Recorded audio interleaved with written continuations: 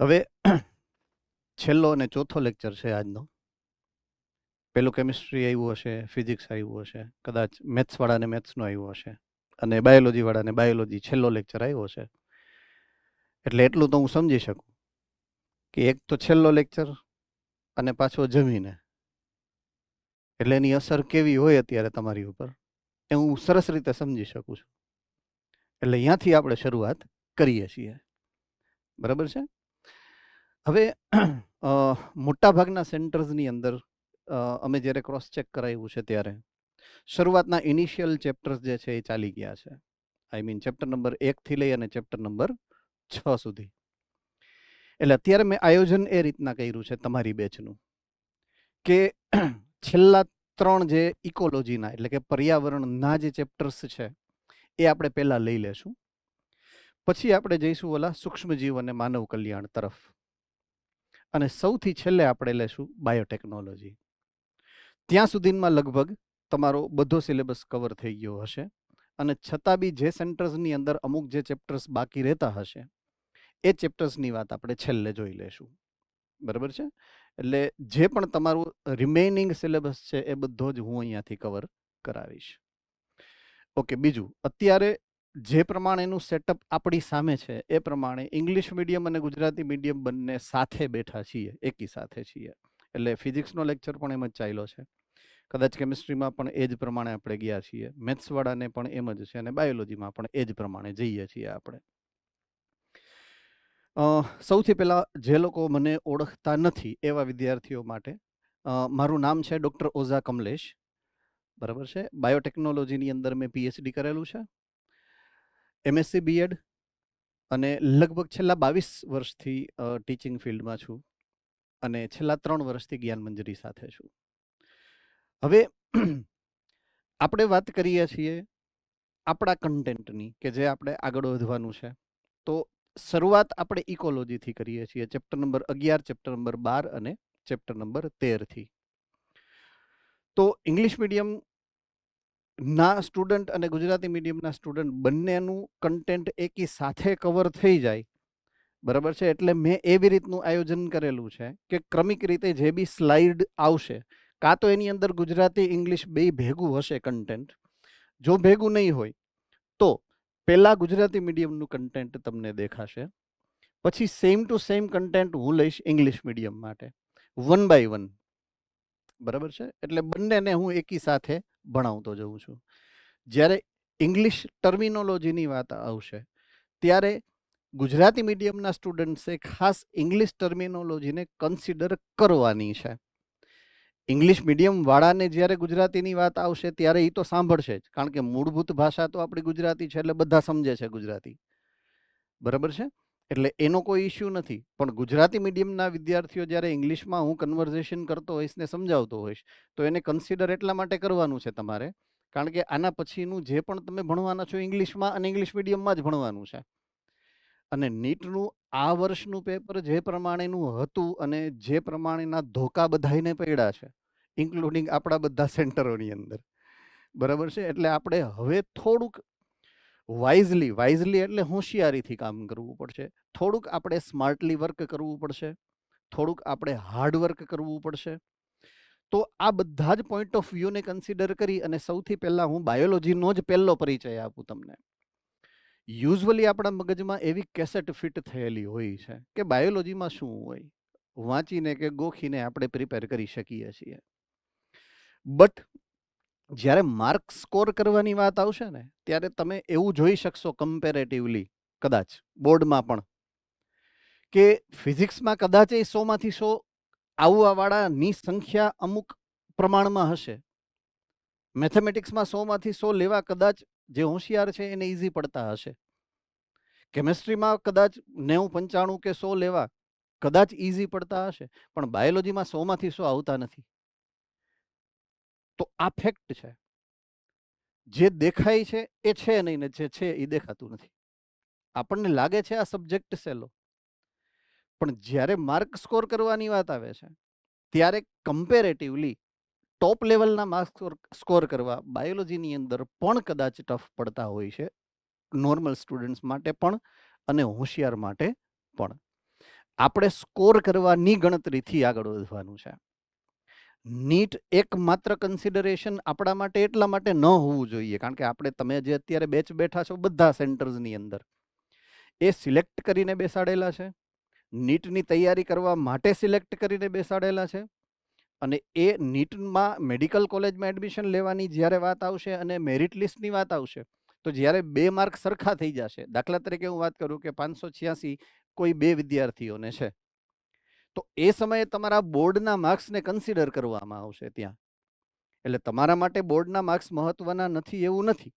તમારું merit decide કરવા માટે તમને બોર્ડના માર્ક્સ પણ મદદ તો કરવાના જ છે ક્યાંક ને ક્યાંક. ભગવાન ન કરે ને આપણે અહીંયા સુધી પહોંચીએ કે બોર્ડના માર્ક્સ આપણને નડે, પણ why not to try best કે આપણે પીઆર વધારેમાં વધારે 99 આવી ગયો બોર્ડમાં તો આપણે કંઈ નુકસાની તો છે જ નહીં.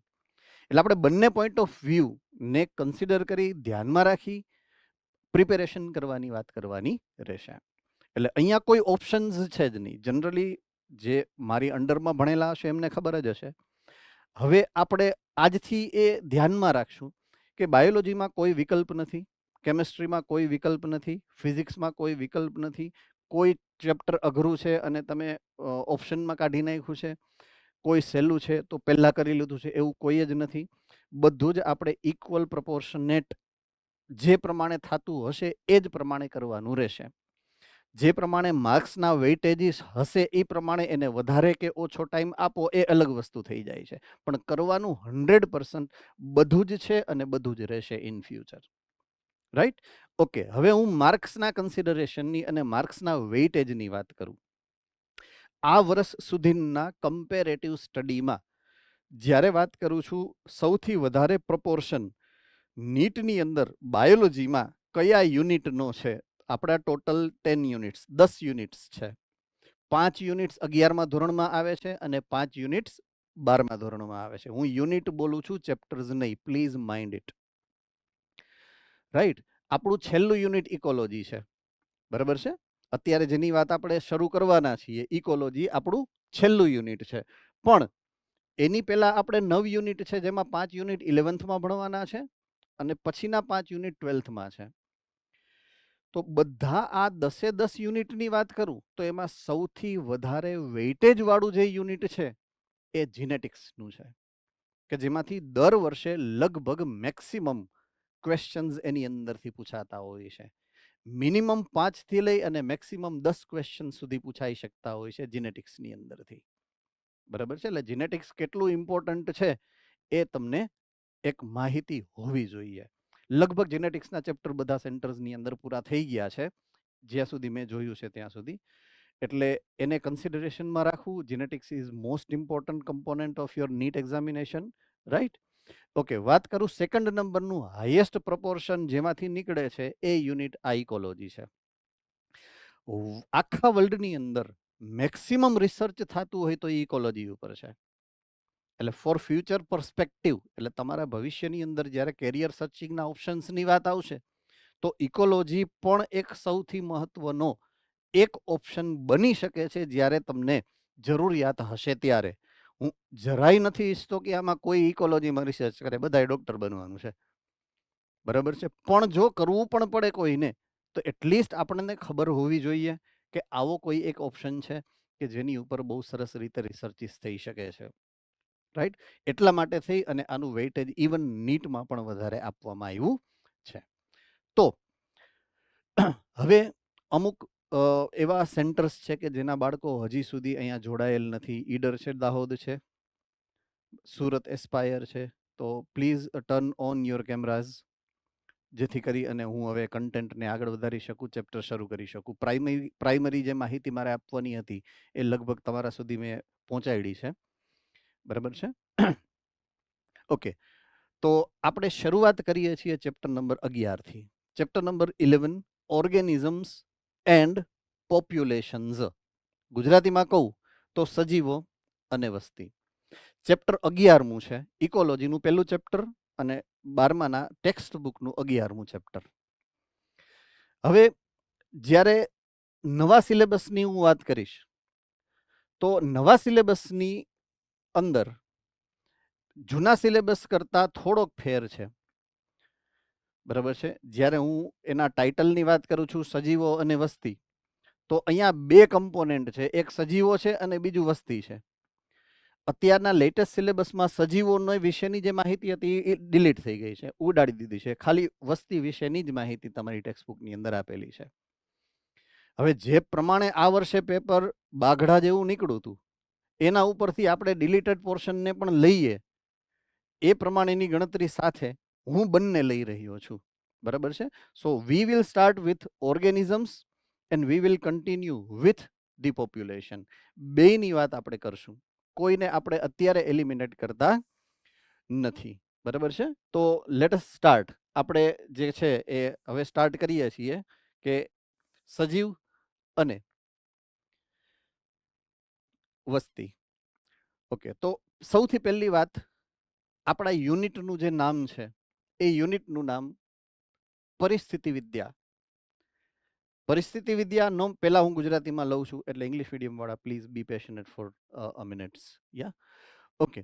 સો પરિસ્થિતિ વિદ્યાનો મતલબ એવો છે કે અહીંયા સજીવ એટલે કે આપણે કે અન્ય કોઈ પણ સજીવ એ એની આસપાસના પર્યાવરણના ઘટક સાથે કઈ રીતની પ્રતિક્રિયા કરે છે, એનો જે અભ્યાસ છે એ અભ્યાસની જે વિદ્યા શાખા છે એને આપણે પરિસ્થિતિ વિદ્યા કહીશું, બરાબર છે. તો કોઈ એક સજીવ બીજા સજીવ સાથે પણ પ્રતિક્રિયા કરી શકે છે અને કોઈ સજીવ નિર્જીવ ઘટકો પર્યાવરણના જે છે એની સાથે પણ પ્રતિક્રિયા કરી શકે છે. એટલે સજીવની સજીવ સાથેની પ્રતિક્રિયાઓ અને સજીવની નિર્જીવ સાથેની પ્રતિક્રિયાઓ. હવે નિર્જીવ સાથે પ્રતિક્રિયા શું કરવાની હોય? આ બોલપેન સાથે મારે શું પ્રતિક્રિયા કરવાની? પણ એ પ્રતિક્રિયા જે નિર્જીવની વાત કરું છું એ નિર્જીવ પર્યાવરણના ઘટકોની વાત છે, બરાબર છે. આપણી ફેસિલિટી માટેના ઘટકોની વાત નથી. તમે જે બેન્ચ ઉપર બેઠા છો એ નિર્જીવ ઘટકની વાત હું નથી કરતો, પણ તમે શ્વાસમાં જે હવા લ્યો છો જે નિર્જીવ છે હું એની વાત કરીશ. તમે જે પાણી પીઓ છો જે નિર્જીવ છે હું એની વાત કરીશ. તમે જેની ઉપર ઊભા છો એ જમીનની હું વાત કરીશ, બરાબર છે. એટલે એવા નિર્જીવ ઘટકો કે જેની ઉપર આપણું જીવન આધારિત છે, અટકેલું છે, બરાબર છે, ટકેલું છે ઇનફેક્ટ, એની વાત અહીંયા આપણે સમજવાની છે. તો પરિસ્થિતિ વિદ્યા એવો વિષય છે કે જે સજીવ સજીવ વચ્ચેની તથા સજીવ અને તેના ભૌતિક એટલે કે અજૈવિક પર્યાવરણની આંતરક્રિયાઓ એટલે કે શું સંબંધ છે, આંતરક્રિયાનો અભ્યાસ છે. ઓકે, મૂળભૂત રીતે પરિસ્થિતિ વિદ્યા એ જૈવ વિજ્ઞાનના અલગ અલગ 4 સ્તરની સાથે સંકળાયેલ છે. પહેલું સ્તર સજીવ પોતે, બીજું એનો સંગઠન. એવો દાખલા તરીકે આપણે એક સમયે એક હેરાર્કી આખી ભણ્યા છીએ કે કોષનું સંગઠન થાય તો પેશી બને, પેશીનું સંગઠન થાય તો, કોઈને ખબર છે? હાથ ઉપર કરો તો. પેશીનું સંગઠન થાય તો શું બને? હું ભૂલી ગયો. યસ, અંગ. અંગનું સંગઠન થાય તો અંગતંત્રો. શું બને? અંગતંત્ર. તો એ જ પ્રમાણે સજીવો ઇન્ડિવિજ્યુઅલ વ્યક્તિગત હું સજીવ છું, પણ આપણે જેટલા અત્યારે બધા સાથે છીએ, ઓનલાઈન હોય તો ઓનલાઈન ને ઓફલાઈન હોય તો ઓફલાઈન, આપણા બધાનો જે સમૂહ છે તો આપણે બધા કેવા થઈ ગયા? તો કે સજીવો. હવે એક પ્રકારના સજીવ એટલે કે એક જાતિના સજીવ, બાજુમાં કોઈ બીજી જાતિના સજીવ, બાજુમાં ત્રીજી જાતિના સજીવ. તો કોઈ એક વિસ્તારની અંદર કોઈ એક જ જાતિ રહે છે એવું તો નથી ને. ગામમાં નીકળો તો કૂતરું ભહે અને ગાયે શીંગડું મારી હગે ને. તો એક જ પ્રકારના સજીવ તો છે ને, મચ્છરે કરડે ને માખીએ આવે. તો સજીવો તો કેટલા બધા પ્રકારના છે, બરાબર છે. તો વસ્તી એટલે શું? તો કોઈ એક જ પ્રકારના સજીવોની વ્યક્તિગત સભ્ય સંખ્યા છે તો એને વસ્તી કહેવાય, બરાબર છે. તો દાખલા તરીકે ગાય 100 છે, મનુષ્યની વસ્તી જે પણ હશે તમારા ક્ષેત્રમાં એની વાત છે, તો એ વસ્તી થઈ ગઈ. ઘણી બધી વસ્તી એકી સાથે ભેગી થાય તો કે એને સમુદાય કહેવાય, જૈવ સમૂહો અથવા તો જૈવ સમુદાયો, બરાબર છે. અને ઘણા બધા જૈવ સમૂહો ભેગા થાય એટલે આખું જીવાવરણ બને. પણ જીવાવરણમાં આપણે જોવા જઈએ તો આખી પૃથ્વી જીવાવરણ કહેવાય. જે પ્રમાણે તમને નાનપણમાં લગભગ 6ઠા 7મા ધોરણમાં ભણાવ્યું હશે, તો જીવાવરણ તો આખી પૃથ્વી ઉપર આવેલું છે. ઓકે, ભૌગોલિક રીતે તમે પૃથ્વીને અમુક અમુક ખંડમાં વિભાજિત કરી છે, જો યાદ હોય તો. બરાબર છે? તો ખંડની અંદર કોઈ પણ એક ખંડ લઉં છું દાખલા તરીકે હું. તો દાખલા તરીકે એશિયા. એશિયામાં કોઈ એક ભૌગોલિક ભાગ છે ભારત. તો ભારતમાં ઉત્તરથી લઈ અને જ્યારે હું દક્ષિણ તરફ જઉં તો એક જેવું જ એટમોસ્ફિયર, વાતાવરણ કે ભૌગોલિક પરિસ્થિતિ મને નથી મળતી. એનો કેટલો અલગ અલગ અલગ અલગ પ્રકાર તમને જોવા મળશે. એક તરફ હિમાલય છે, બરાબર છે, એક તરફ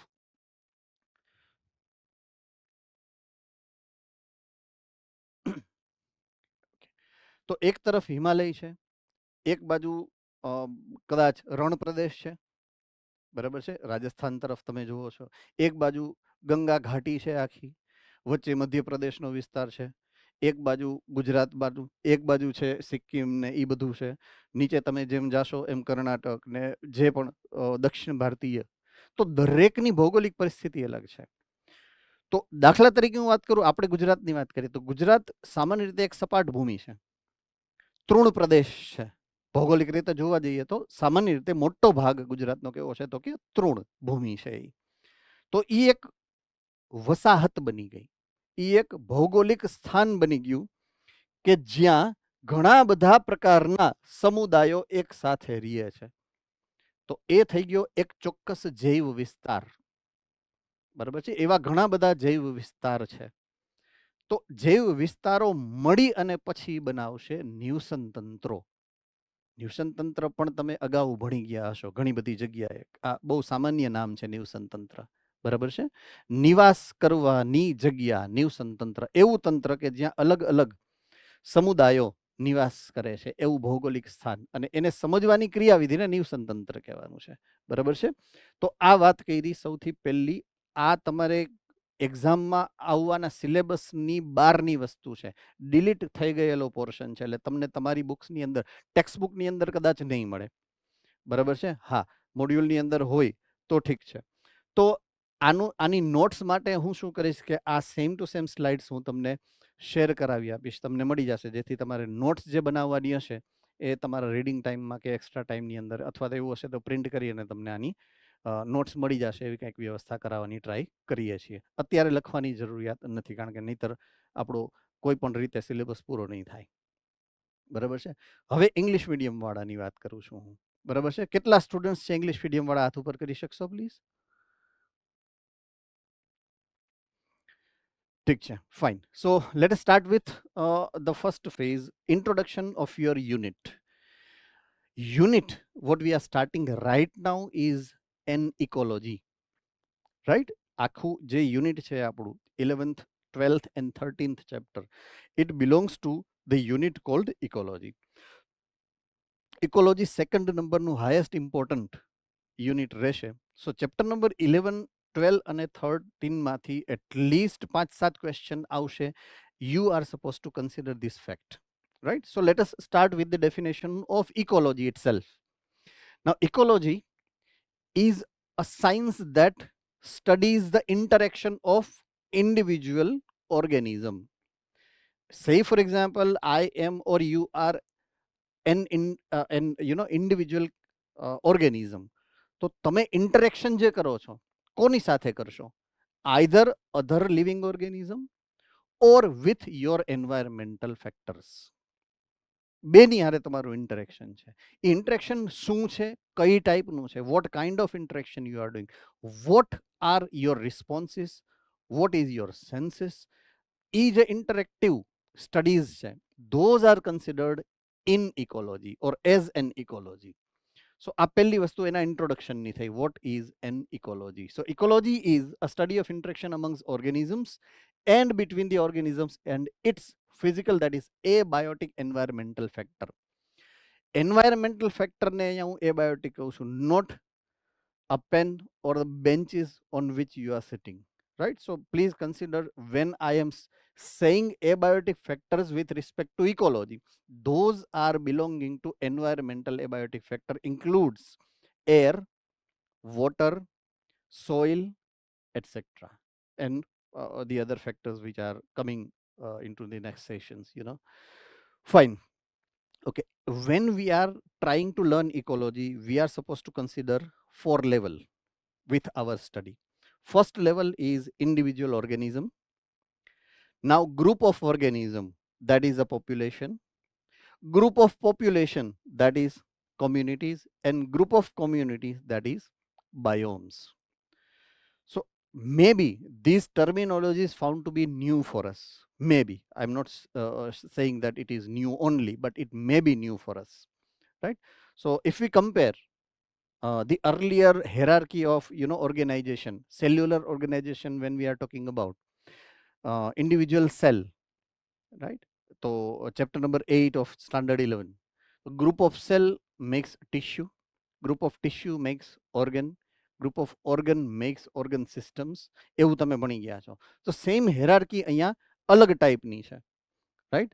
Cell is an organism, tissue is a population, organ is communities, and organ systems are biomes. So you are supposed to consider it this way, right? Okay. Now next level of the of the topic is what are the organisms and what are the factors of its environment. એટલે કે સજીવ એના પર્યાવરણના કયા ઘટકની આપણે અત્યારે વાત કરવાના છીએ. તો સજીવ એટલે તો ખબર જ છે બધાને, નાનપણથી ખબર છે સજીવ કોને કહેવાય, બરાબર છે. What is living organism, we know it since beginning. પણ આપણે જેની વધારે વાત કરવાની છે એ આ છે એન્વાયરમેન્ટલ ફેક્ટર ઓર પર્યાવરણના ઘટકોની, બરાબર છે. આપણે અત્યારે ઇકોલોજી પર્યાવરણ વિશે જ વાત કરીએ છીએ મહત્તમ, એટલે કે વધુમાં વધુ. So let us begin with સૌથી પહેલું ફેક્ટર, અને એ છે એનું હું પાછો અત્યારે પહેલા ગુજરાતી મીડિયમને એક્સપ્લેન કરું છું, પછી પાછો ઇંગ્લિશ મીડિયમને એક્સપ્લેન કરીશ, રાઈટ? ઓકે. સો સજીવ અને તેનું પર્યાવરણ. હવે હું આ પર્યાવરણને સજીવના લેવલે વાત કરીશ. સજીવ એટલે ઇન્ડિવિજ્યુઅલ, વ્યક્તિગત સજીવની વાત કરું, સિંગલ ઓર્ગેનિઝમની વાત કરું છું, બરાબર છે. તો અહીંયા જ્યારે હું વાત કરીશ ઓર્ગેનિઝમની, તો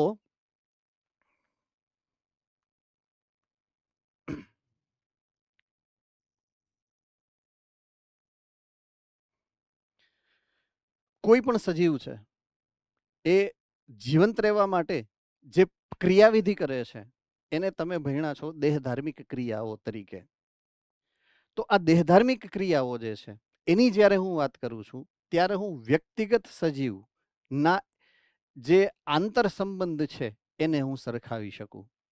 તો જ્યારે સજીવની વ્યક્તિગત ક્રિયાવિધિની વાત કરવી હશે ત્યારે મારે સજીવોની દેહધાર્મિક ક્રિયા તરફ જવું પડશે, બરાબર છે. એટલે એને કહેવાય દેહધાર્મિક પરિસ્થિતિ વિદ્યા. શું કહેવાય છે? દેહધાર્મિક પરિસ્થિતિ વિદ્યા. પરિસ્થિતિ વિદ્યાનો મતલબ શું છે? કોઈ પણ સજીવ એના પર્યાવરણ વિશે અથવા તો પર્યાવરણના ઘટકોની સાથે જે પણ આંતરક્રિયા કરે છે. પણ મારે જે આંતરક્રિયા કરવી છે એના માટે મારે જીવતું રહેવું પડશે. મારે જીવતું રહેવું છે તો મારે દેહધાર્મિક ક્રિયા કરવી પડશે.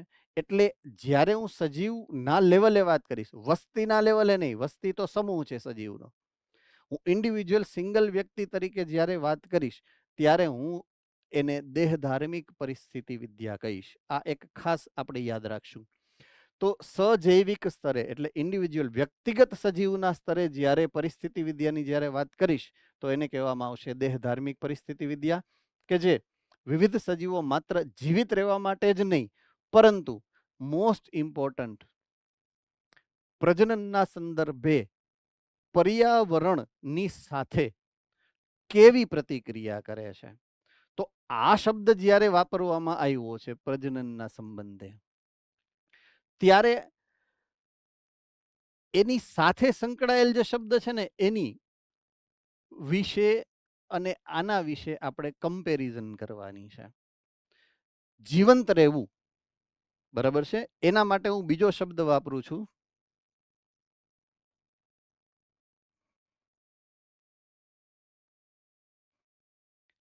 અસ્તિત્વ ટકાવવું.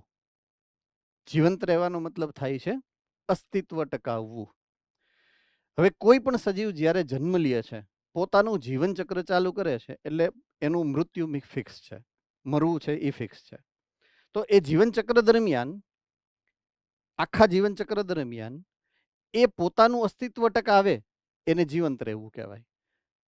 પણ દાખલા તરીકે એવું કન્સિડર કરું કે આપણે જેટલા છીએ અત્યારે બધા માત્ર પોતાનું જ જીવન ટકાવે, અને એક સમયે તો બધાને દાખલા તરીકે આજથી 100 વર્ષ પછી આમાંથી કોઈ જીવતું નથી રહેવાનું, એક ફિક્સ છે, બરાબર છે. છતાં પણ મનુષ્યની વસ્તી તો હશે જ. એ શું કામ? કોને ખબર છે? ઓકે, 1 2 3 4 5 6 7, આમાં હું કાઉન્ટ કરું તો જ નંબર વધે છે એવું થાય. Fine, okay. એનો જવાબ આ છે, પ્રજનન. પ્રજનનનો બીજો મતલબ જ એ છે કે અસ્તિત્વ ટકાવવું. વ્યક્તિગત રીતે જો મારે અસ્તિત્વ ટકાવવું છે, બહુ ધ્યાનથી સમજવાનું છે. વ્યક્તિગત રીતે જ્યારે અસ્તિત્વ ટકાવવું છે તો હું દેહધાર્મિક ક્રિયા કરીશ. અને જ્યારે મારે મારી જાતિનું અસ્તિત્વ ટકાવવું છે, મારા મરતા પહેલા મારા જેવા જ અન્ય સજીવને હું આ પૃથ્વી ઉપર જન્મ લેવડાવીશ, તો એના માટેની ક્રિયાવિધિ છે પ્રજનન છે. તો એ પણ અસ્તિત્વ ટકાવી રાખવાનો જ બીજો હેતુ છે. તો અસ્તિત્વ ટકાવવાના બે હેતુ છે. પહેલો હેતુ છે એ દેહધાર્મિક ક્રિયા કરવાનું છે, બીજો હેતુ છે એ પ્રજનન કરવાનો છે. તો જ્યારે ઇન્ડિવિજ્યુઅલી વ્યક્તિગત રીતે સજીવની વાત આવશે તો સજીવ અને તેના પર્યાવરણની જે આ બંને ક્રિયાવિધિ છે, જીવંત રહેવા માટેની હોય કે પ્રજનનની હોય, એ દેહધાર્મિક ક્રિયાવિધિ તરીકે આપણે સમજવાની છે.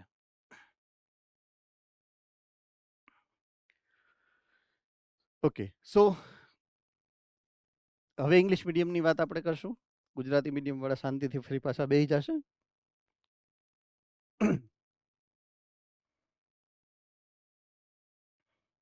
Okay, when I am considering ecology at first level, આપણે 4 લેવલની વાત કરી હતી. First is organism level, second is population level, ત્રીજું લેવલ કોણ કહેશે ઇંગ્લિશ મીડિયમ? કોમ્યુનિટી, ચોથું બાયોમ, રાઈટ? તો આ 4 લેવલમાંથી પહેલું લેવલ તો કે ઓર્ગેનિઝમ લેવલ છે. તો ઓર્ગેનિઝમ લેવલ એટલે કે વ્યક્તિગત રીતે કોઈ પણ સજીવની પરિસ્થિતિ વિદ્યા, રાઈટ, ઓર ઇકોલોજી. તો when it is coming to individual organism ecosystem or ecology, then those ecology belongs to, or it is straightway belonging to its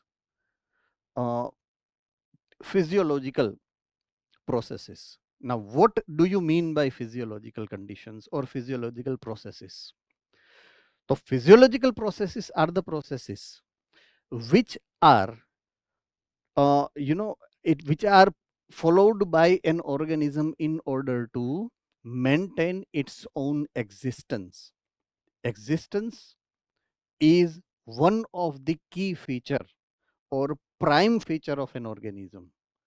કોઈ બી ઓર્ગેનિઝમને મરવું છે જ નહીં, બધાને જીવવું જ છે, રાઈટ? હું બહુ કોમનલી એક એક્ઝામ્પલ દઉં છું. કોઈ પણ મકોડા હોય, એના 6 લેગ્સ, 6 એના ટાંગા હોય, 6 કાપી નાખશો તો એ જીવવાનો કે ભાગવાનો પ્રયત્ન તો એ કરશે. એને મરવું નથી, એને ખબર છે હવે આપણો કોઈ સહારો નથી, રાઈટ? છતાં પણ એ મરવાની ટ્રાય નહીં કરે, એ જીવવાની ટ્રાય કરશે. સેમ વે તમને ખબર છે કે તમે પ્લેનમાં જઈ રહ્યા છો, રાઈટ? અને ઓલા ભાઈ પડી ગયા હતા, એક જ ભાઈ બચ્યા હતા, ખબર છે ને, આખા પ્લેનમાં, અમદાવાદ વાળી જે ઘટના બની એમાં. તો એ ભાઈને જ્યારે પ્લેન તૂટ્યું, જે બી ઘટના બની હશે, ત્યારે એ ભાઈને ખબર જ છે કે આપણે બચશું કે નહીં બચી એ આપણા હાથમાં નથી, તો એ બચવાનો પ્રયત્ન કર્યો ત્યારે બચ્યા ને. સો લિવિંગ ઓર્ગેનિઝમ્સ જેટલા બી છે, they are intended to get alive. Existence is a key feature which makes them alive. Okay, in order to maintain existence, whatsoever they are doing are physiological processes. તો ઇન્ડિવિજ્યુઅલ લેવલે જ્યારે વાત કરીશ, ecology at organism level, it is called physiological ecology, right? Okay, it is a study of adaptation. Adaptation is what I am doing in order to compensate with my surrounding atmosphere of an organism to its environment in terms of number 1 survival and number 2 reproduction. So survival, as I said earlier, okay, we are following physiological processes. Say for example, a respiration, digestion, right? Whatsoever processes you know. Chapter number 15, 16, 17, 18, 19 of your standard 11 physiology, plant physiology, respiration in plant, photosynthesis in plant, growth in plant, development is plant. So those are physiological processes whatsoever you are following. So they are the processes which makes them survive. So એને એટલા માટે આપણે physiological ecology કીધી છે. How do I survive? Okay, with the physiological processes. Now, why it is connecting to reproduction? Right? So reproduction is also mean of survival. Now, how it is mean of survival? Say for example, we have certain lifespan. Say for example, 100 years. So આપણે જેટલા છીએ અત્યારે, say for example 50 જણા છીએ. So after 100 years, nobody will be alive. We will not be alive, but human race will continue to grow because we reproduce and we generate the progeny. So human race નું continuation કરીએ છીએ કઈ રીતે? તો કે by reproduction. So reproduction means that for us.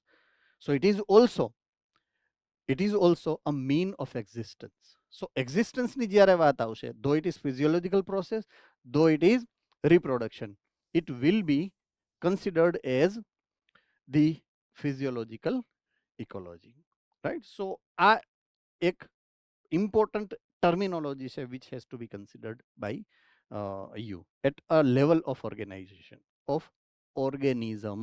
એટલે પહેલું જે ઓર્ગેનાઇઝેશન છે ઓર્ગેનિઝમનું, એની ઇકોલોજીને આપણે આ કહેશું. Okay, next slide. That is for Gujarati medium again, right? So English medium will take rest for a minutes. Okay. હવે સજીવ અને એના પર્યાવરણની વાત કરું તો પર્યાવરણનો મતલબ એ છે કે આજુબાજુમાં જે પણ થાય છે એ બધું જ પર્યાવરણ છે. એમાં કદાચ સજીવો પણ છે અને એમાં કદાચ નિર્જીવો પણ છે. પણ આપણા પર્યાવરણના મૂળભૂત ઘટકની વાત કરું, જેની ઉપર આપણે સૌથી વધારે આધારિત છીએ, જેની અસર આપણને સૌથી વધારે થાય છે, બરાબર છે, તો એ છે આપણી આબોહવા. શું છે? આબોહવા. હવે આપણી આબોહવા કેવી હશે?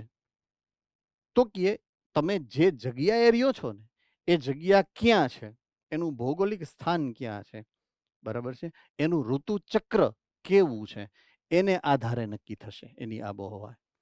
જો તમે રણ પ્રદેશના વિસ્તારમાં રહેતા હશો તો અલગ પ્રકારની આબોહવા હશે. જો તમે પર્વતીય વિસ્તારમાં રહ્યો છો તો અલગ પ્રકારની આબોહવા હશે. જો તમે તૃણભૂમિમાં રહ્યો છો અલગ પ્રકારની આબોહવા હશે. તો આબોહવા કેવી છે, બરાબર છે, તમારા પર્યાવરણની, એ સૌથી મહત્વનું ઘટક બનશે જ્યારે આપણે સજીવ અને તેના પર્યાવરણની વાત કરશું ત્યારે, બરાબર છે. બહુ ઝાઝું ડીપમાં હું એક્સપ્લેન કરવામાં અત્યારે એટલે નથી પડતો, કારણ કે આ ઓલરેડી ડિલીટેડ પોર્શન છે. આપણે માત્ર જાણકારી માટે જ લઈએ છીએ, જેથી જો ભૂલથી ક્વેશ્ચન એવો આડાવડો આવી ગયો તો સાવ ગોળીબાર ન થાય. એટલીસ્ટ કંઈક સાંભળેલું હોય એવું તમને હોવું જોઈએ, બરાબર છે. તો આપણા માટે અલગ અલગ પ્રકારના જે સ્થાન છે કે જ્યાં અલગ અલગ પ્રકારની આબોહવા તમને જોવા મળશે, એવા અલગ અલગ પ્રકારના ઉદાહરણો મેં અહીંયા લખેલા છે. હું સીધા ઉદાહરણ વાંચું છું તમારા માટે. દાખલા તરીકે રણ પ્રદેશ છે, દાખલા તરીકે વર્ષાવન એટલે કે રેઇન ફોરેસ્ટ છે, દાખલા તરીકે ટુંડ્ર છે, દાખલા તરીકે વૃક્ષવિહીન અને માત્ર બરફ આચ્છાદિત વિશાળ જમીનનો વિસ્તાર છે.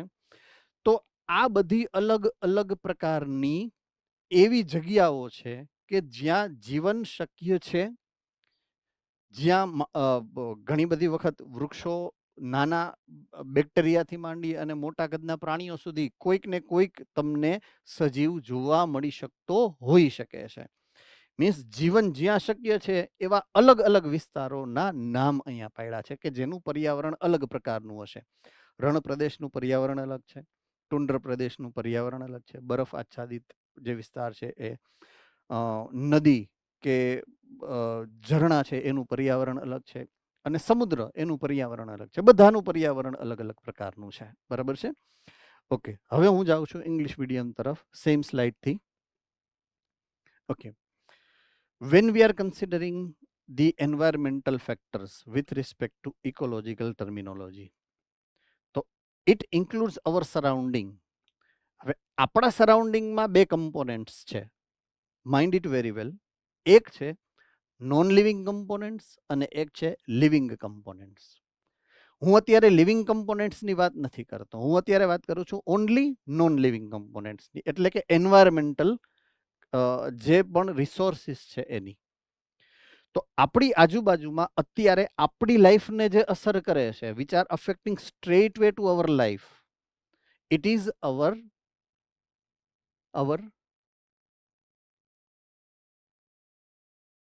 habitat and its seasonal changes. શું અસર કરે આપણને? Seasonal changes, right?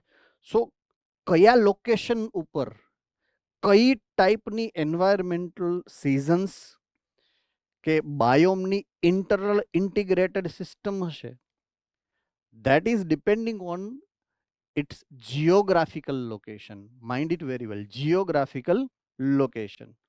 What kind of atmosphere you are having, atmosphere condition is depending on your geographical location. Say for example, આને ડિટેલમાં હું નથી સમજાવતો કારણ કે ડિલીટેડ પોર્શન છે એટલા માટે. Only examples I am giving which are given in the references. તો એવા few examples અહીંયા મેં કોટ કર્યા છે. એક છે ડેઝર્ટ, રાઈટ? એક છે રેઇન ફોરેસ્ટ, એક છે ટુંડ્રા. We know what those are. Rain forest જે એમેઝોન છે, say for example, ઇન્ડિયાની અંદર ચેરાપુંજી છે, say for example, right? So અહીંયા શું હોય તો કે they are, you know, very dark, very highly canopied jungles they are, right? When I am talking about the deserts, Sahara internationally વાત કરું તો, અને નેશનલી વાત કરું તો કદાચ Thar desert, right? Rajasthan. So we know what kind of environmental factors are present in desert region.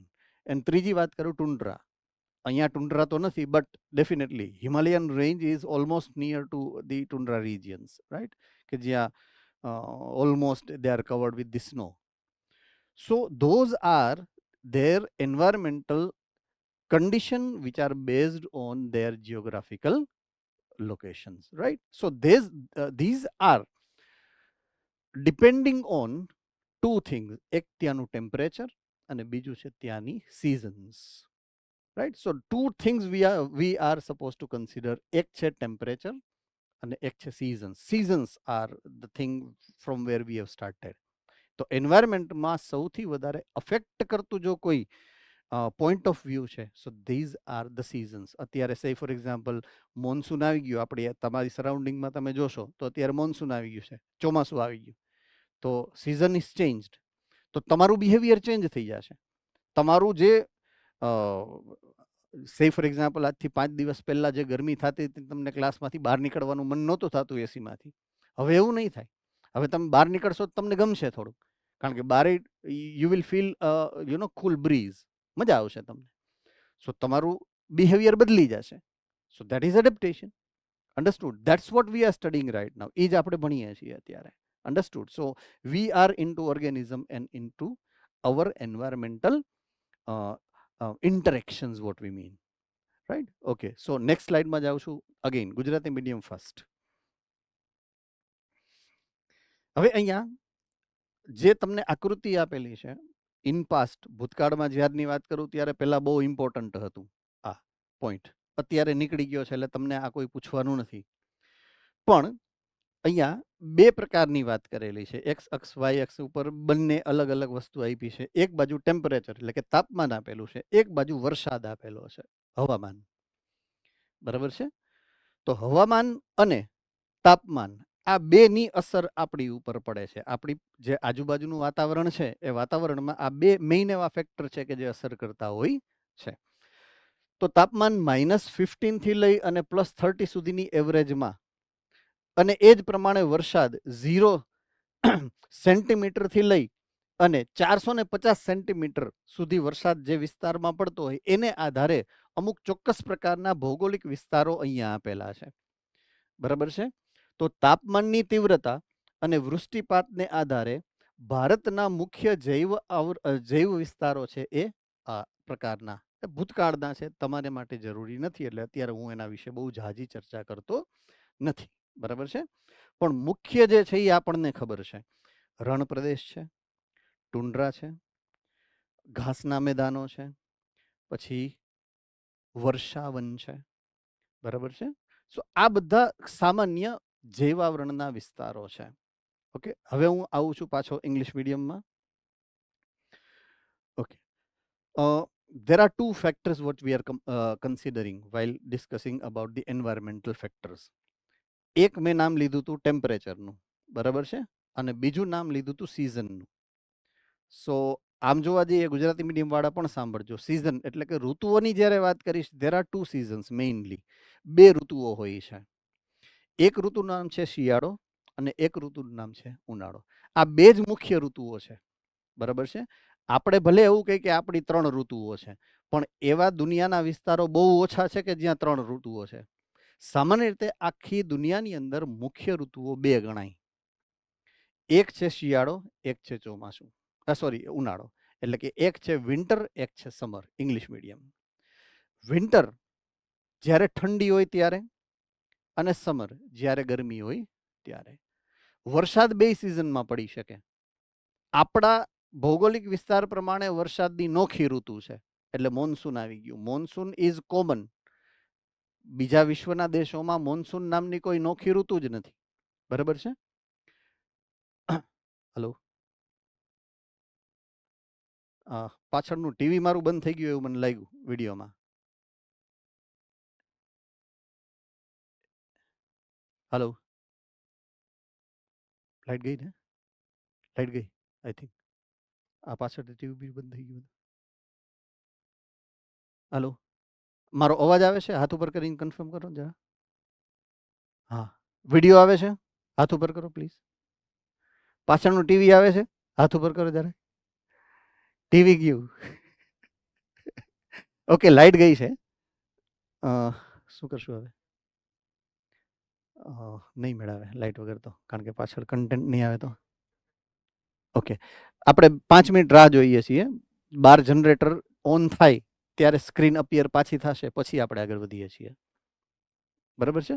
આપણે કમ્યુનિકેશનમાં રહીએ છીએ, કારણ કે આના સિવાયનું મારી પાસે ઘણું છે તમને આપવા માટે, કહેવા માટે ને પૂછવા માટે. બારે ધબધબાટી બોલે છે અમારે અહીંયા. બહુ મોટી મોટી વીજળીઓ થાય છે અને ચારે બાજુ બહબહાટી બોલે છે ટૂંકમાં. સમજાઈ ગયું?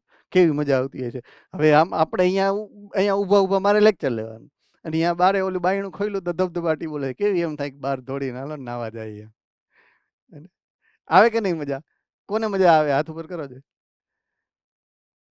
તો પછી વાહ ભાઈ વાહ, બધા મારા જેવા જ છે. બાયોલોજી વાળા બધા સરખા હોય કે નહીં? હોય ને? સરસ. ઓકે, હવે ઓકે,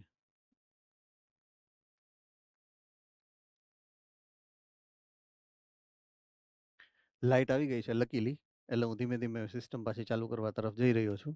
હા, હું એક ક્વેશ્ચન પૂછવા આવી જતો હતો કે આમાંથી કેટલા એવા છે કે જેનો ગોલ વ્હાઇટ કોટનો છે? વ્હાઇટ કોટમાં ખબર પડે?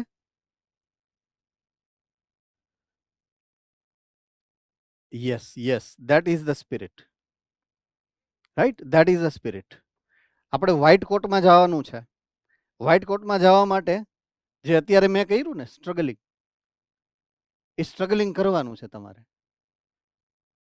હે ને? કોઈ એક પરિસ્થિતિ આવે, બદલાય, એનો મતલબ એવો નથી કે આપણે ગયા. હે ને? આપણે ગોતવાનું. બાયોલોજીનું લેક્ચર પાછું શરૂ કરી દેવાનું. તમે વાંચો છો, તમને ઊંઘ આવી, રાઈટ? તમે વાંચો છો, તમને મજા ન આવી. તમે વાંચો છો, તમને તમારા ઘરે કોઈ મહેમાન આવ્યું, કોઈકના મેરેજ છે, કોઈકના સગાઈ છે, માતાજીનો માંડવો છે, એવી ઘણી બધી પરિસ્થિતિઓ આવશે. તમારી લાઈફમાં. એ બધાને આ રીતના થોડીક વેઇટ કરવાની 2-5 મિનિટની, એટલે પરિસ્થિતિ પાછી વહી જાય, એટલે પાછા આપણે રીસેટ થઈ જવાનું. આપણે એની અંદર ઇન્વોલ્વ નથી થવાનું. લેક્ચર હું ફિનિશ કરી શકતો હતો અત્યારે. મને ખબર છે 5 મિનિટમાં હમણાં મારી લાઈટ આવી જશે, ભલે બારે આવે કે ન આવે એમ. સો આપણે એના માટે બનેલા છીએ. સો પ્લીઝ આ પોઈન્ટને કન્સિડર કરજો કે આપણે અહીંયા આપણા સપના પૂરા કરવા આવ્યા છીએ. આપણા કરતાં આપણા મા બાપના સપના, હે ને? આપણે બધાને ખબર જ છે, આપણા મમ્મી પપ્પા બહુ મોટા મોટા ફાંકા મારતા હશે ચારે બાજુ કે મારી દીકરી કે મારો દીકરો હમણાં આ વર્ષ પૂરું કરશે, મેડિકલમાં એડમિશન લેતો હશે અથવા તો લઈને જશે, ડૉક્ટર બની અને 5-7 વર્ષમાં પાછા આવશે એમ. એના માટે થઈને બધું કરે છે આપણા માટે, હે ને? તમે જે માંગો છો એ તમને મળતું હશે. તમારા દરેક જેને કહે ને જીવનના જે પણ જરૂરિયાતો છે એ બધાને એ પૂરી કરવાની પ્રયત્ન કરશે. કદાચ એમની પાસે પૈસાની વ્યવસ્થા હશે કે નહીં હોય, બરાબર છે, પણ એ તમારું જે પણ પ્રકારની જરૂરિયાત છે એ બધાનું ધ્યાન રાખશે એમ. તો પાછળ આપણી એ અત્યારે ફરજિયાત જવાબદારી આવે છે કે આપણે કેરફુલી એની ઉપર કામ કરશું, હે ને? સો that is the promise what I requires from you. આ એક એવું પ્રોમિસ છે કે જ્યારે તમારે મને આપવાનું છે, બરાબર છે. તો કોણ કોણ આપશે આ પ્રોમિસ? કમો ના, તમારું છે, તમારી લાઈફનું પ્રોમિસ છે, એટલે તમારે આપવું પડશે. Good good. ચાલો, આ પ્રોમિસ મેં લીધું છે તમારી પાસેથી. મારી પાસે તમારું લિસ્ટ છે, ચિંતા ના કરતા. આમાં એકાદો જો ન ગયો તો ઘરે આવીને દેવાવાળી, બરાબર? અને જો ગયા તો પણ ઘરે આવીને પેંડાના બોક્સની ઉઘરાણી એ મારે જ કરવાની રહેશે ને, રાઈટ? સો આપણે પેંડાના બોક્સ માટે ઘરે આવવાનું રહી એવું કરવાનું છે તમારે ટૂંકમાં, બરાબર છે? Fine, okay. હું અહીંયા હતો English medium. Coming back to the topic, temperature and વરસાદ, પ્રેસિપિટેશન, બરાબર છે. સિઝન 2 જ હોય, એઝ આઈ સેડ, સમર અને વિન્ટર. તો એમાં જો વરસાદ પડે વિન્ટરમાં તો એ સ્નો એટલે કે બરફ સ્વરૂપે પડે, બરાબર છે. અને ઉનાળામાં પડે તો એ પાણીના ટીપા સ્વરૂપે પડશે, જેને તમે વૃષ્ટિપાત ગુજરાતી અને પ્રેસિપિટેશન અંગ્રેજીમાં કહો છો. રેઇન, કોમન લેંગ્વેજમાં રેઇન. સ્નોઈંગ અને રેઇનિંગ બે અલગ પોઈન્ટ ઓફ વ્યૂઝ છે. શિયાળામાં જ્યારે થાય એને સ્નોઈંગ કહેવાય. મટીરિયલ તો એક જ છે ને, ઘન અને પ્રવાહી, એટલે કે લિક્વિડ અને સોલિડ. મટીરિયલ તો એક જ છે. જો એ ઠંડી સિઝનમાં પડે તો એ સ્નો તરીકે પડે, ગરમ સિઝનમાં પડે તો પાણી સ્વરૂપે પડે. મૂળ મુદ્દો તો એ જ છે, બરાબર છે. સો ઇટ ઇઝ કોલ્ડ પ્રેસિપિટેશન. એને આપણે કહેવાનું છે વૃષ્ટિપાત ગુજરાતીમાં, અને અંગ્રેજીમાં કહેશું પ્રેસિપિટેશન. તો પ્રેસિપિટેશન કેટલું છે અને ટેમ્પરેચર કેટલું છે એના ઉપરથી English medium we have few zones, few type of habitats. એમાં ડેઝર્ટ આવી ગયું, એમાં ટુન્ડ્રા આવી ગયું, XYZ, ટ્રોપિકલ રેઇન ફોરેસ્ટ આવી ગયું, બરાબર છે, કોનિફેરસ ફોરેસ્ટ આવી ગયું, વગેરે વગેરે. So we know it. So some biome that is last stage. Biome એટલે ઓલા 4 ઓર્ગેનાઇઝેશન સૌથી છેલ્લું step, right? Biome distribution with respect to annual temperature and precipitation. આટલી ડિફરન્ટ ટાઈપ્સના બાયોમ્સ છે. આપણે ખાલી જસ્ટ એક્ઝામ્પલ તરીકે આપણે જોઈએ છીએ, આપણે એક્ઝામની અંદર આવવાનું નથી. આઈ રિપીટ ઇટ અગેઇન, બરાબર છે. એટલે તમારે આને કોઈ સિરિયસલી ગોખવાની વાત કરવાની નથી. આ જસ્ટ કદાચ એ ભૂલથી આવી ગયું તો તમે ક્યાંક સાંભળેલું હશે એના માટે થઈ અને હું તમને કરાવું છું, રાઈટ? સો માઇન્ડ ઇટ વેલ. તમારી ટેક્સ્ટબુકની અંદર અત્યારે આપેલું નથી આ પોઈન્ટ. ઓકે, હું નેક્સ્ટ સ્લાઇડ ઉપર જઉં છું ગુજરાતી મીડિયમ માટે. ઓકે, હવે વાત કરીએ છીએ આપણે સજીવોના વસવાટની. વસવાટ એટલે એવી જગ્યા કે જ્યાં સજીવો રહેતા હોય, બરાબર છે. તો સજીવો જ્યાં રહેઠાણ તરીકે જે જગ્યાને વાપરે છે એને આપણે વસવાટ કહેશું, બરાબર છે. તો એવા કેટલાય બધા પ્રકારના વસવાટના નામ અહીંયા લખ્યા છે મેં. એમાં ઘણાય વસવાટ એવા છે કે જ્યાં રહેવાની મજા આવે, તો સજીવો એવા વસવાટને પહેલા પસંદ કરે રહેવા માટે. પણ અહીંયા વસ્તી વધે, વસ્તી વધે એટલે કોમ્પિટિશન થાય, કોમ્પિટિશન થાય એટલે એનો વસવાટ બદલવો પડે. એટલે ઘણીવાર આપણે એવી જગ્યાએ પણ રહેવા જવું પડે જ્યાં આપણને ગમતું નથી. દાખલા તરીકે આમાંથી ઘણા બધા વિદ્યાર્થીઓ એવા હશે કે જે હોસ્ટેલમાં રહેતા હશે. કોણ કોણ છો? હાથ ઉપર કરો હોસ્ટેલ વાળા. યસ. તો ઘરે મજા આવે કે હોસ્ટેલે? તો કે ઘરે મજા આવે, બરાબર છે. અમુકને હોસ્ટેલે આવે, મારા જેવા કોઈ હોય ને, બરાબર છે, ઘરે કરતા હોસ્ટેલમાં મજા આવે. તો એક પોઈન્ટ ઓફ વ્યૂ એવો છે કે જ્યાં મજા આવે છે, એક પોઈન્ટ ઓફ વ્યૂ એવું છે કે જ્યાં મજા નથી આવતી, પણ છતાંય રહેવું તો બે જગ્યાએ પડે, રાઈટ? એટલે ઘણા બધા જે કહેવાય કે વિસ્તાર એવા છે, જૈવ વિસ્તાર, રહેઠાણ, કે જ્યાં મજા આવે છે. એટલે સજીવની પસંદગીની જગ્યા એ છે, પણ ઘણા રહેઠાણ એવા પણ છે કે જ્યાં એને મજા નથી આવતી, છતાંય અમુક પ્રકારના ચોક્કસ પ્રકારના સજીવો ત્યાં જોવા તો મળે છે. એના ઉદાહરણો લખ્યા છે. રાજસ્થાનનું રણ પ્રદેશ, ત્યાં બી સજીવો તો છે જ, રહેવાની મજા આવે કે ન આવે, છે તો ખરા જ, બરાબર છે. મેઘાલયના જંગલો, જ્યાં 24 કલાક વરસાદ પડતો હોય, ક્યારેક ક્યારેક તો એવી પરિસ્થિતિ 2-2 મહિના સુધી કન્ટિન્યુ વરસાદ પડે, તો અહીંયા સજીવો છે. પછી મહાસાગરની અંદરની ઊંડી ઊંડી ખાડીઓ, પછી 12 માસ વહેતી ધારાઓ, બરાબર છે, પ્રવાહો, પછી બરફથી ઢંકાયેલા ધ્રુવીય વિસ્તારો છે, ઊંચા પર્વત શિખરો છે, ગરમ પાણીના જરાઓ છે, અથવા તો ખીણ, ખીણ કે જ્યાં કચરો આપણે નાખીએ, બરાબર છે, દુર્ગંધ મારતી સેન્દ્રિય ખીણો.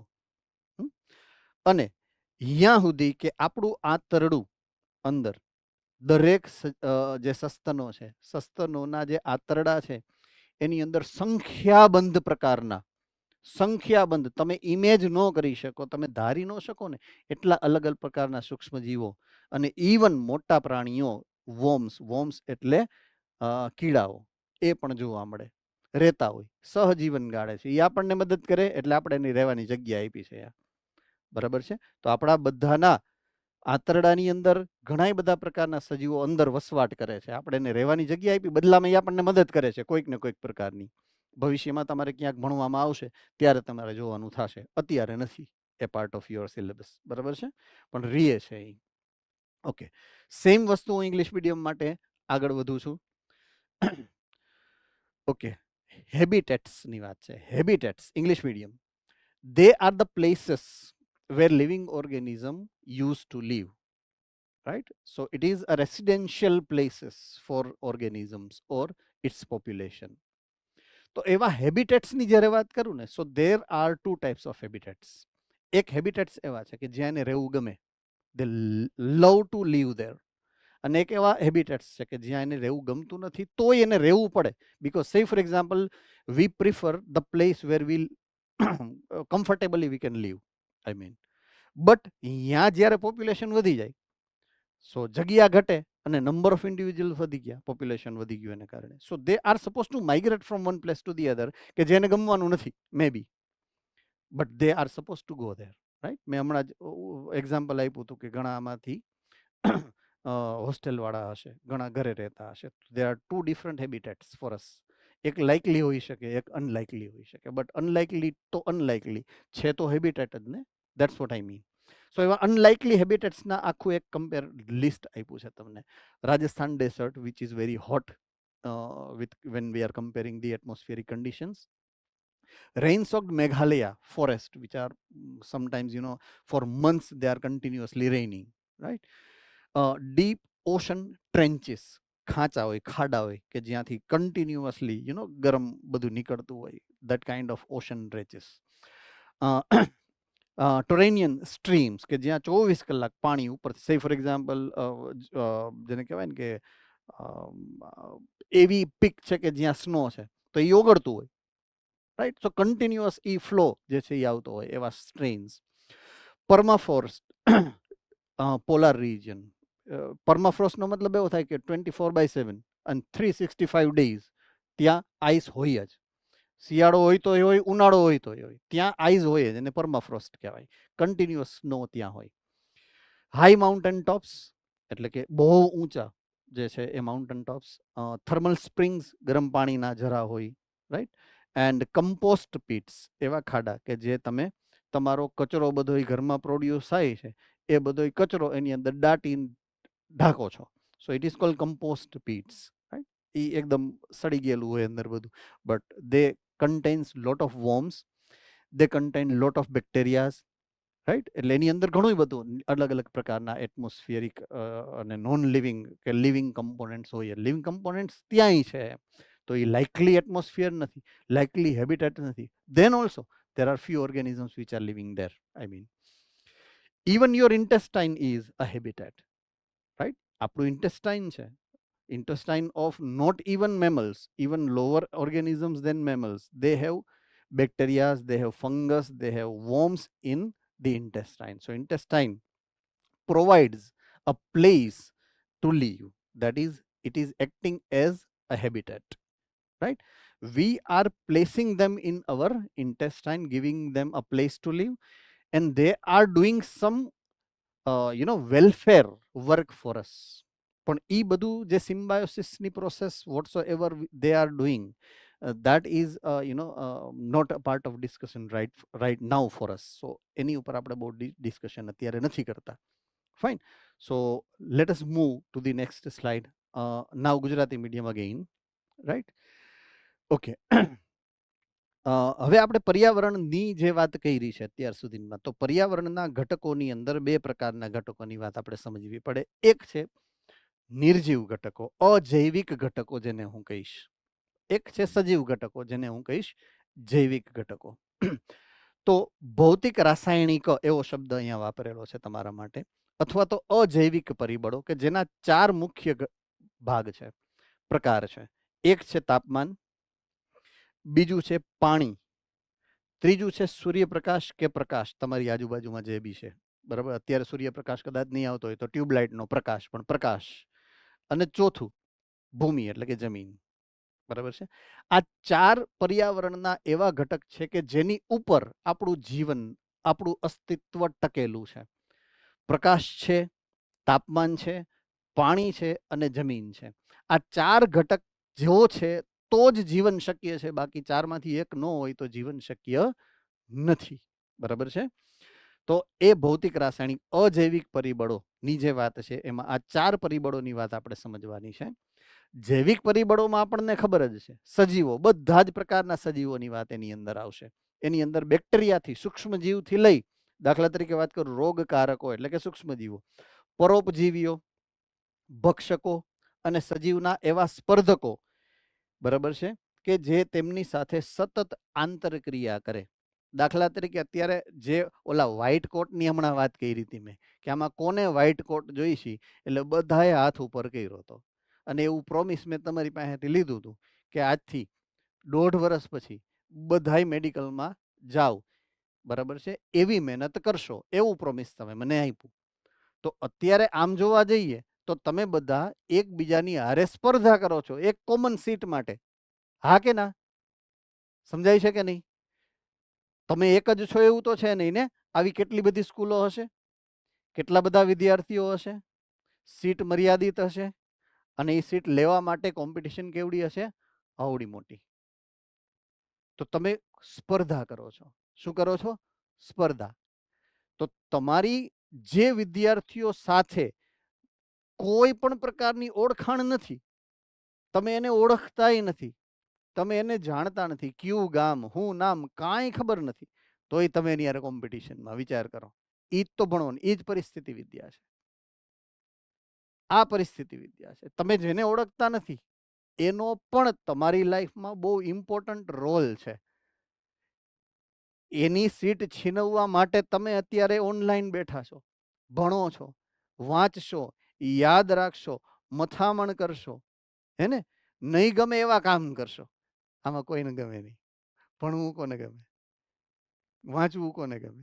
લખી લખીને પાકું કરવું કોને ગમે? કોઈને ન ગમે. પણ છતાંય કરવું પડશે. શું કામ? આ કોમ્પિટિશન. આ જ પર્યાવરણનો સિદ્ધાંત છે કે જે પરિબળ તમારી આજુબાજુમાં છે, જેને તમે ઓળખતાય નથી, તમને ખબરેય નથી, છતાંય તમારા જીવનમાં એવી અસર કરે છે કે એની ઉપર જ તમારું જીવન અત્યારે અટકેલું છે. એને કહેવાય પરિસ્થિતિ વિદ્યા. This is live study. Concept તમારી પાસે જ છે. સમજાય છે? આપણે ટેક્સ્ટ બુકમાં ગોતવાનો પ્રયત્ન કરીએ, લાઈન ટુ લાઈન ગોખવાનો પ્રયત્ન કરીએ. ક્યાં જરૂર છે? તમારા જ લાઈફનું એક્ઝામ્પલ છે આ, કે જે છોકરાઓ જે છોકરાઓની હારે તમે કોમ્પિટિશન કરો છો એને તમે ઓળખતા નથી, તો એની કારણે તમે કોમ્પિટિશન કરો છો. અન્ડરસ્ટુડ? સો ઈ ઇકોલોજી છે, ઈ પરિસ્થિતિ વિદ્યા છે. પાછી ગઈ એ લાઈટ, પાવર આવી ગયા. હવે પાછી આપણી પાસે 2 મિનિટ છે, બરાબર છે, કારણ કે હવે પાવર આવી ગયો, લાઇટ આવી ગઈ બારે, એટલે હવે જનરેટર બંધ થયું, બરાબર, અને આઈ થિંક કે લાઇટ ફરી આવવી જોઈએ હવે. યસ, પાછું ચાલુ થયું લગભગ.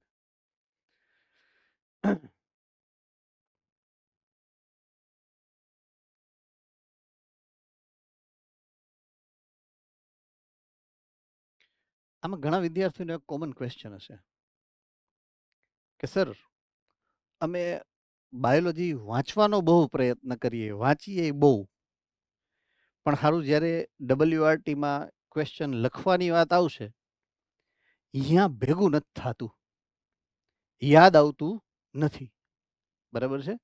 તમે 4 માર્કનો પ્રશ્ન લખવાનો પ્રયત્ન કરો, 5 માર્કનો પ્રશ્ન લખવાનો પ્રયત્ન કરો, એ સમયે જે એનો જવાબ આવતો હશે આખો, એ જવાબમાં તમને 2-3 માર્ક્સ આવ્યા હોય, ક્યારેક 4 માર્ક્સ પણ આવ્યા હોય, પણ દર વખતે કન્સિસ્ટન્ટલી 4 માર્ક આવે એવું નથી બનતું. એવું કેટલાની સાથે થાય છે? હાથ ઉપર કરશો. પ્રયત્ન આપણે પૂરો કરીએ છીએ, વાંચીએ છીએ પરફેક્ટલી, ઓકે, હાથ નીચે રાખી શકો છો, પણ છતાં ભેગું નથી થતું ક્યારેક, બરાબર છે. એવું થાય, કોમન ક્વેશ્ચન છે આ, તમારો એકનો પ્રશ્ન નથી, એટલે આપણે અહીંયા ફોલ્ટમાંથી પાસ થાય છે એવું નથી લેવાનું.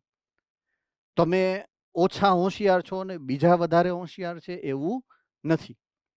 તો પહેલા તમારે તમારો માઇન્ડ સેટ કરવાનો થશે, બરાબર છે, કે અહીંયા કોઈ બીજું એવું નથી કે જે કોઈ સ્પેશિયલ પાવર લઈને આવ્યું છે, બરાબર, પણ એની પાસે કે તમારી પાસે જે મગજ તમને આપ્યું છે કે એને આપ્યું છે, એનો યુઝ કેમ કરવો સારી રીતે, અને એ આખા જે પ્રશ્નો છે, પ્રશ્નોને જવાબ છે, એને લખવો, એને યાદ રાખવો, એ જે આખી પ્રોસેસ છે, એનો સૌથી મહત્વનું પરિબળ શું બનશે એ હું તમને અત્યારે કહી દઉં. એક વખત મોકો મળ્યો તો લાઇટ ગઈ ને આવી એમાં, એટલે આ વાત મને તમારી સામે મૂકવામાં એક ચાન્સ મળ્યો.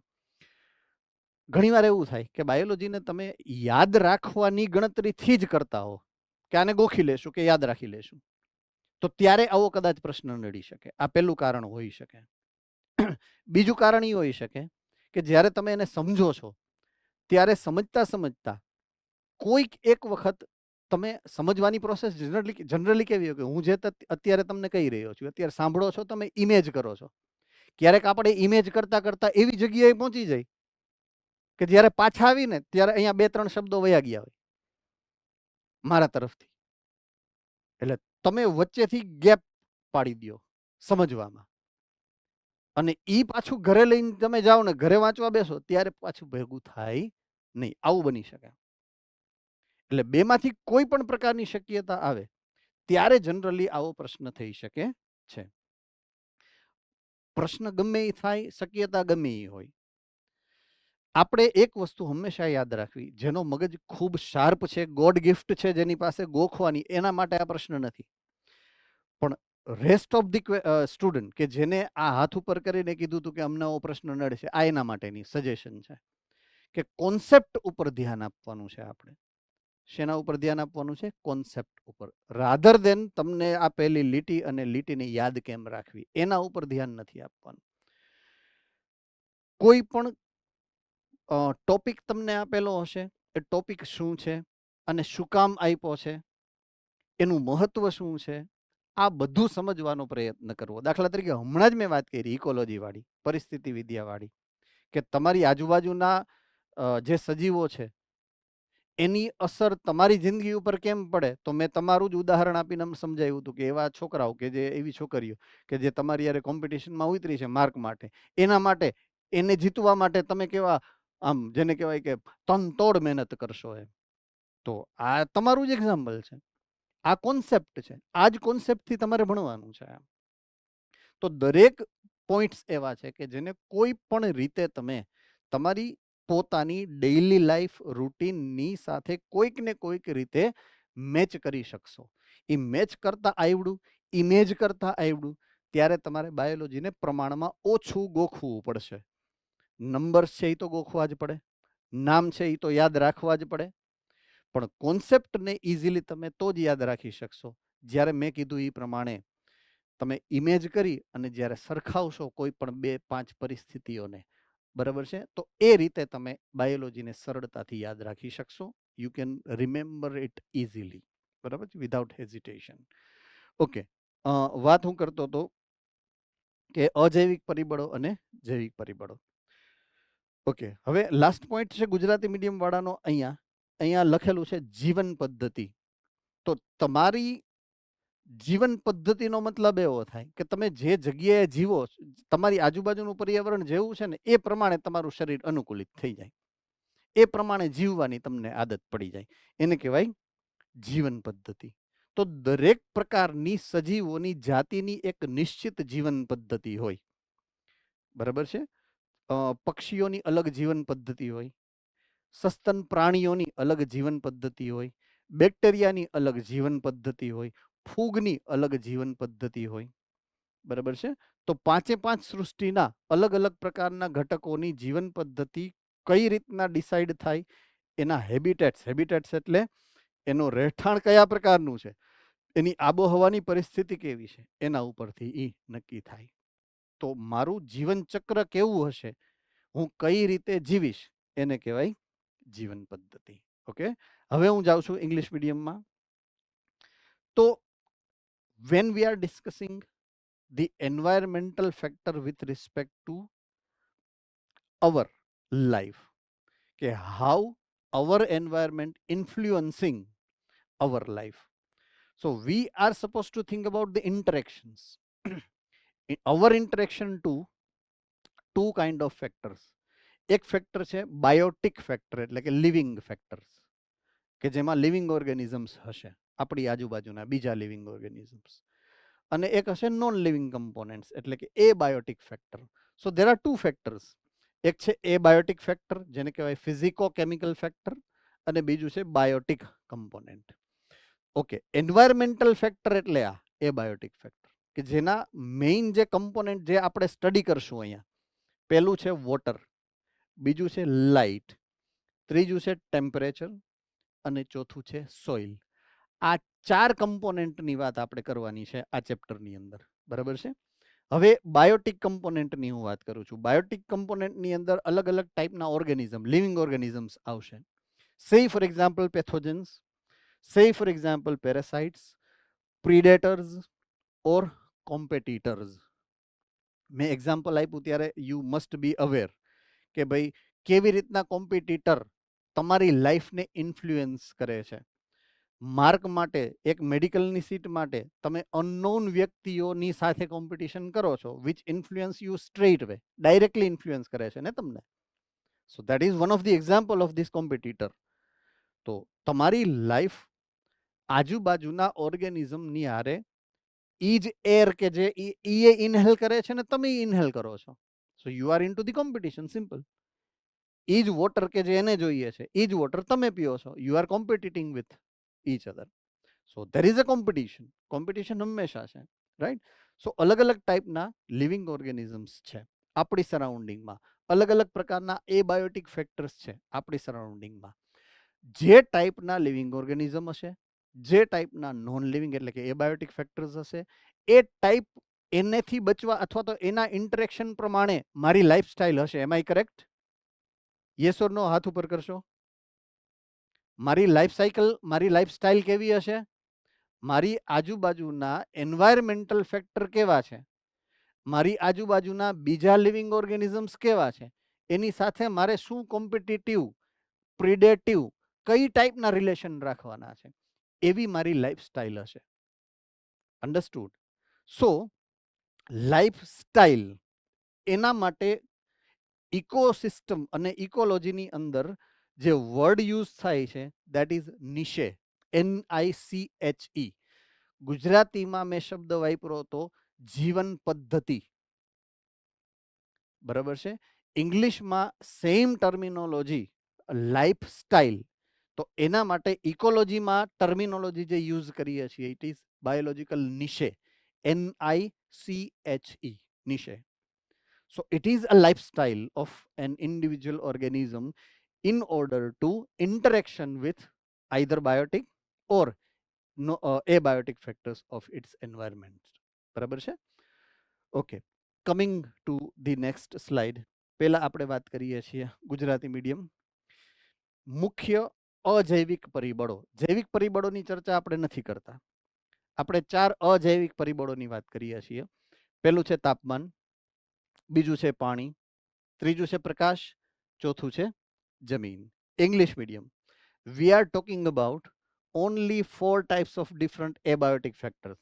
Right now we are neglecting biotic components. બરાબર છે? અત્યારે આપણે બાયોટિક કમ્પોનન્ટની વાત નથી કરતા. So major 4 different types of abiotic factor includes number 1 temperature, number 2 water, number 3 light, and number 4 soil. These are the four major factors which are affecting the individual's life, right? Okay, now આપણું જે careful consideration છે, Gujarati medium English medium બંને સાંભળશે, કે આપણે હવે જે વાત કરવાના છીએ, what important point we are discussing now, એ હવે સજીવમાંથી વસ્તી, એટલે કે હવે આપણે પોપ્યુલેશનની વાત કરવાની છે, કે ઓર્ગેનિઝમની પોપ્યુલેશન એટલે કે સજીવની વસ્તી ક્યારે વધે? તો જ્યારે એને ફેવરેબલ કન્ડિશન મળે. રાઈટ? ફેવરેબલ કન્ડિશનનો મતલબ છે એવી કન્ડિશન, એવી પરિસ્થિતિ કે જેમાં એને મજા આવે. રાઈટ? હવે દાખલા તરીકે હું ઓલી બાયોલોજીની ટેક્સ્ટ બુક લઈ અને એની પીડીએફ બનાવી અને તમને વાંચી જાઉં, તો ઈ બ્રિંગ્સ બોર. બરાબર છે? તમને બોર કરી દેશે, એ નહીં મજા આવે. એની બદલે મારે તમને અમુક વખતે અમુક એક્ઝામ્પલ આપવા પડે, અમુક એવા લાઈફના, તમારી લાઈફના એક્ઝામ્પલ આપવા પડે. હમણાં જેમ કીધું હતું કે ભાઈ તમે જે કોમ્પિટિશન કરો છો એ કોમ્પિટિશન આ રીતે થાય, એમ તો તમને કાંઈક ઇન્ટરેસ્ટ થાય કે આ શું છે. રાઈટ? સો આપણે વાત કરીએ છીએ કે આ 4 ફેક્ટર જે આપણા એન્વાયરમેન્ટના છે, એ 4 ફેક્ટર જો ફેવરેબલ હશે, ફેવરેબલનો મતલબ છે અનુકૂળ હશે, તો જ કોઈ બી સજીવ છે, કોઈ બી ઓર્ગેનિઝમ છે, એ મેક્સિમમ એટલે કે વધુમાં વધુ સંતતિ સર્જે, એટલે કે ઓફસ્પ્રિંગ દે કેન મેક, અને તો પોપ્યુલેશન એટલે કે વસ્તી વધે. એટલે આ ફેવરેબલ હોય તો પોપ્યુલેશન કે વસ્તી વધશે, આ ફેવરેબલ નથી તો વસ્તી કે પોપ્યુલેશન ડિક્રીઝ, ઘટશે. અન્ડરસ્ટુડ નાઉ? રાઈટ? એટલે આ એટલા માટે જરૂરી છે આપણા માટે ડિસ્કશનમાં લેવું. ઓકે, હવે 4માંથી પહેલું, ગુજરાતી મીડિયમ, 4માંથી જે પહેલું ઘટક છે એ છે તાપમાન, પહેલું પરિબળ. રાઈટ? ટેમ્પરેચર. તો એ પહેલું પરિબળ કે જે સૌથી અગત્યનું છે આપણા માટે, મોસ્ટ ઇમ્પોર્ટન્ટ. શું કામ? કારણ કે તાપમાન એવું પરિબળ છે કે જે નક્કી કરશે પ્રોડક્ટિવિટી એટલે કે ઉત્પાદકતા. ઉત્પાદકતા શેની હશે? તો કે ખોરાકની. સજીવોને જે જોઈએ છે જીવવા માટે, એનો એક બહુ મોટો અને અગત્યનો ભાગ છે ખોરાક. રાઈટ? ઓકે, સો સૌથી અગત્યનું પર્યાવરણ પરિબળ જે છે એ છે તાપમાન.